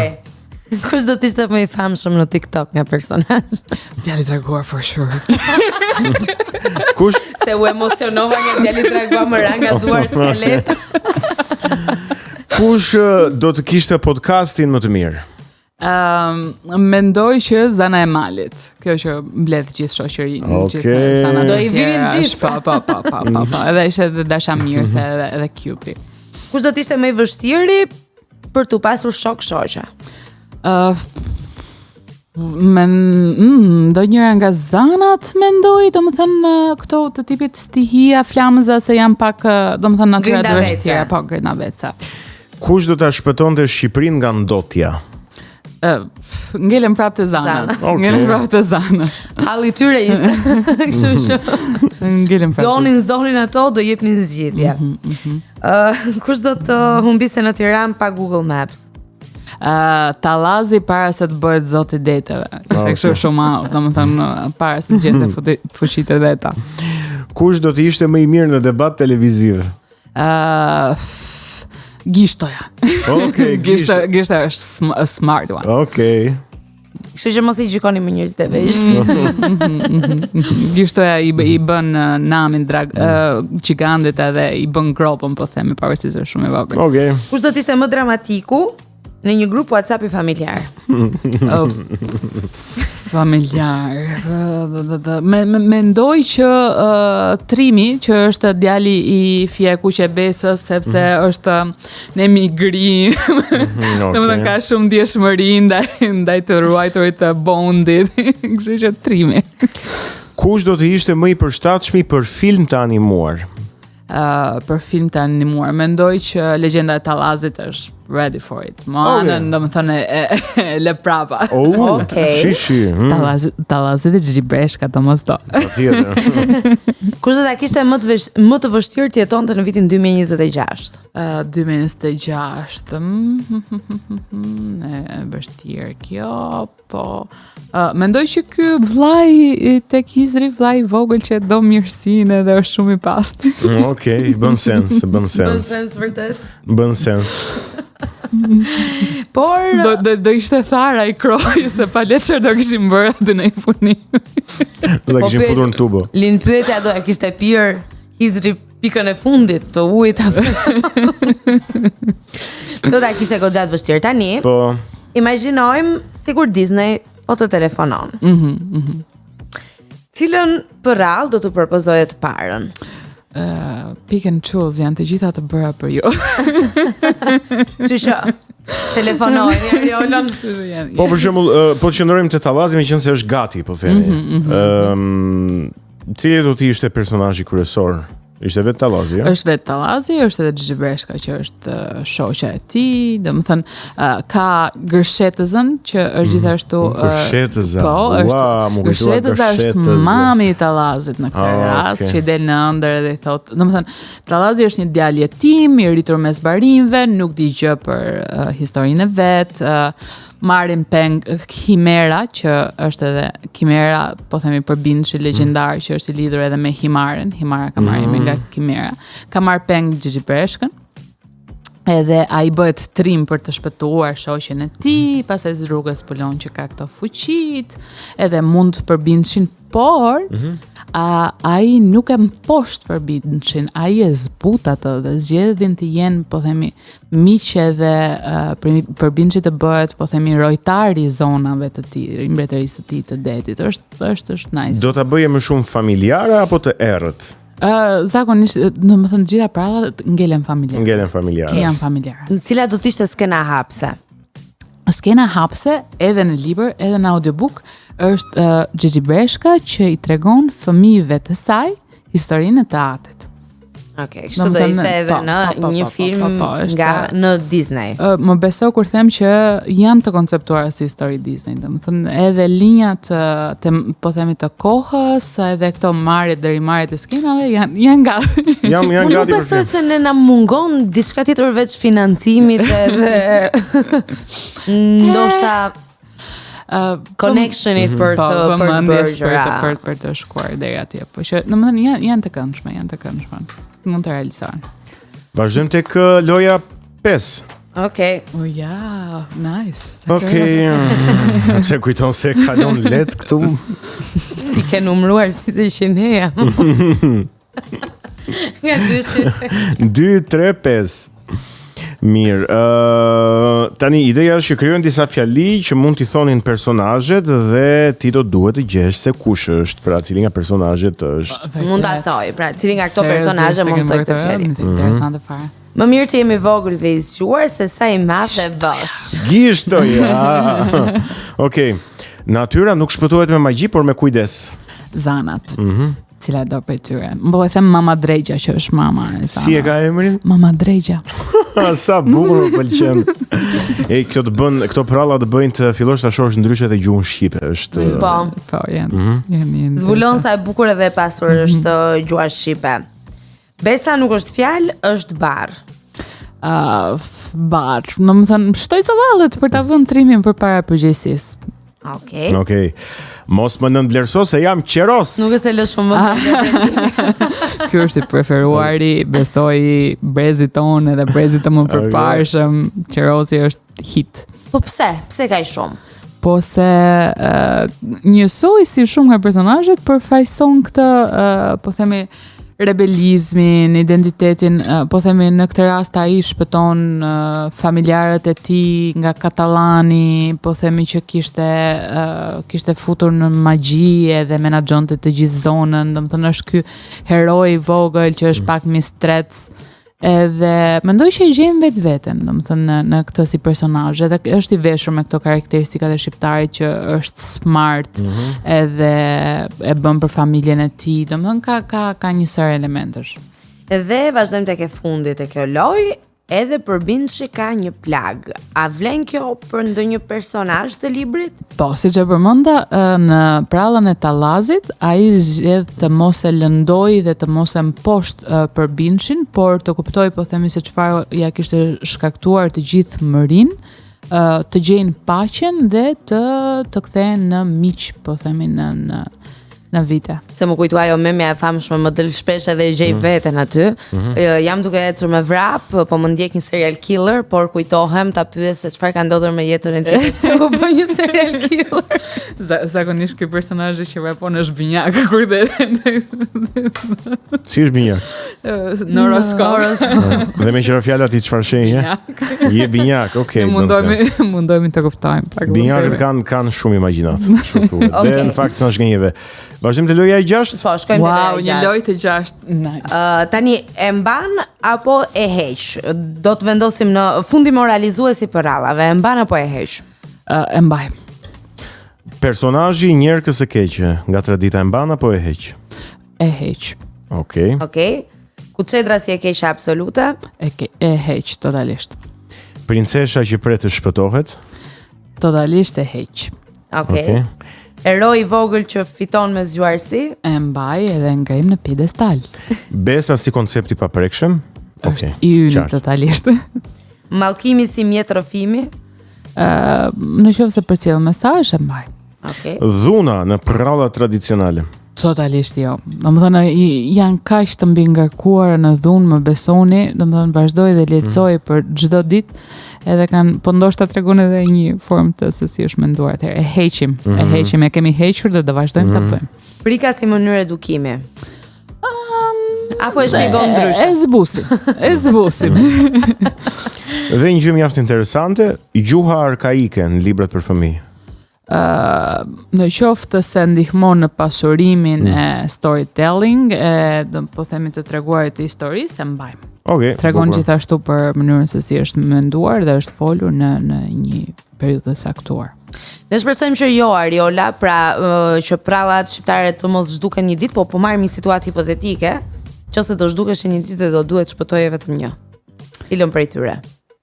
Sa e vështirë. Po shkoj prap me legjendën e Shkabës. Okej, se Okej, është wow. identitare. Është identitare. Okej. Kështu që domethënë thjesht në qoftë se nuk mund të tregojmë nuancat e identitetit ton, le të tregojmë vetëm po themi një fije të saj. Një fëmijë pas 20 vitesh, pra një fëmijë që mund ta lexoj tani apo t'ia lexojmë prindit apo ta dëgjoj pas 20 vitesh, çfarë do doje të mbante mend? Dhe mbase jo thjesht vetëm një prall, po do duhesh ti edhe vetëm një prall, por diçka për të një prall, çfarë duhet të mbante mend? Siç e prekëm pak edhe më parë, domethënë është misioni im në të shkruarin e kësaj pralle është që kur një fëmijë e merr në dorë, ndjen sadopak nga vlera, nga magjia, po themi nga rrënjët e veta, edhe do doja që në të ardhmen të kujtohet si një libër që i ka nxitur të qenurit krenar, po themi, për që është shqiptar, kudo që ndodhet në përbot. Një gjë tjetër që jam kurioz ta di. Cili personazh nuk të lë rehat në sensin që do doje ta trajtoje edhe ndryshe? Të bukurën e dheut, e di që domethënë siç thash ka akoma goxha më shumë për të shtjelluar. Mendoj që domethënë secili nga personazhet nëse i hyn mund të zbërthehen më tutje. Po mendoj që nuk do të rikthehem shumë personazheve sepse ka akoma shumë personazhe të tjerë që nuk i kam nxjerr akoma në skenë. Që ti nxjerrim ata nga sunduku ku janë futur. Edhe pastaj shohim se i latojmë. E fundit për ta mbyllur apo doja të pyesja kështu siç e ke nisur, a mendon që do bësh një gjyshe fenomenale? Shpresojmë, jemi në hapat e parë. Një gjyshe e pakonkurrueshme. Do të them për atë ditë po punoj. Okej. Gjithmonë drejt asaj dite është qëllimi. Ariola, falenderojmë shumë që ishe pjesë e Kinotekës. Kemi një bilet Cineplex për ty që Dhurat. e ke dyshe. Shfrytëzoje për cilin film të duash dhe kur të duash. Me partnerin tënd dhe është pa datë, mund të shkosh kurdo që ti ta mendosh që është filmi që të pëlqen ta shohësh. Ishte vërtet fantastike të isha mes jush.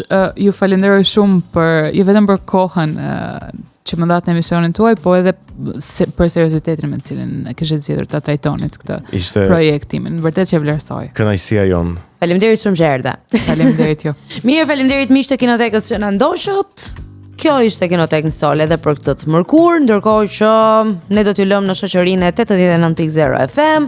Keni rrjetet tona sociale, po ju mori malli për ne, na gjeni në YouTube, na gjeni në Instagram, na gjeni në Spotify, ngado, siç e dini, edhe pse ndodh më rrallë këto kohë na shihni rrugëve të Tiranës është vape të mërshme, po na pat mos harroni na përshëndesni. Shihemi të mërkurën tjetër. Pafshim. Kino te kënso, drita në çdo skenë 120 minuta mendime që s'flen Nga filmit e libri, magjia që bashkon